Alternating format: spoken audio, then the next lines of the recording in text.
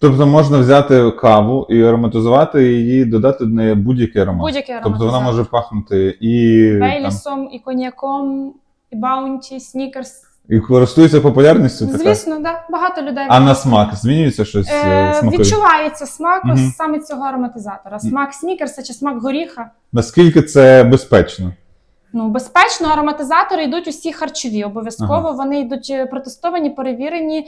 Ми купуємо їх з відповідними документами, Тобто, з відповідними сертифікатами. Якість не погіршується Ні, від того, ні, що звісно, не ви погіршується, ароматизуєте, ні. навпаки. Просто смачно. Смачно вже залежить особисто на ваш смак. Мгм. Чи ви таке полюбляєте, чи ви любите добавки в каву Так. різні, це вже... Просто замовити можна у вас, наприклад, у вас немає такого аромату кави, а я б захотів би, наприклад, для свого закладу. Я б сказав, а зробіть мені каву з ароматом яблука, наприклад. У нас в Україні є багато виробників ароматизаторів. Мгм. Я думаю, що будь-який ароматизатор у нас можна знайти. Супер.